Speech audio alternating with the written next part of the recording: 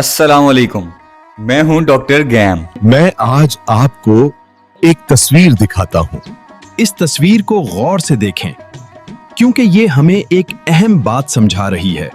इस वक्त दर्जे हरारत तेजी से बढ़ रहा है और पिछले साल के मुकाबले में तकरीबन 7 से 13 डिग्री तक इजाफा देखा जा रहा है।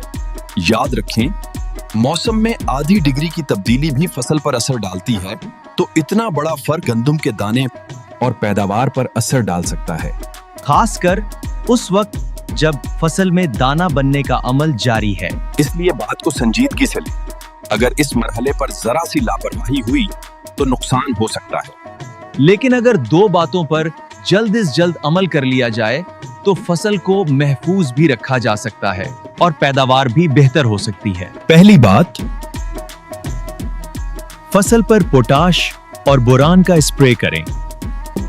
इससे पौधे में कुव्वते मुदाफियत पैदा होती है, बढ़ती हुई गर्मी के दबाव को बर्दाश्त करने की सलाहियत बढ़ती है और दाना बेहतर तौर पर भरने लगता है। दूसरी बात, आबपाशी के निजाम को दुरुस्त रखें। इस साल दर्जा हरारत ज्यादा है, इसलिए जहां पिछले साल आप 4 पानी लगाते थे, वहां इस दफा 5 आबपाशियां देना बेहतर रह सकता है। लेकिन याद रखें, पानी लगाकर खेत को खुला मत छोड़ें।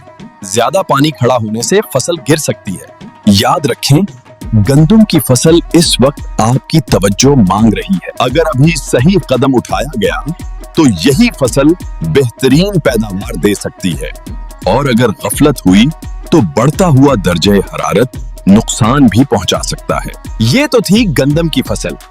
ग्रीन एग्री मॉल की एडवाइजरी के साथ अपनी गंदम को महफूज बनाएं, पैदावार बढ़ाएं और कमेंट्स में बताएं आपकी फसल क्या है। मैं बढ़ते हुए दर्जे हरारत के मुताबिक आपकी फसल की हिफाजत के बेहतरीन तरीके बताऊंगा।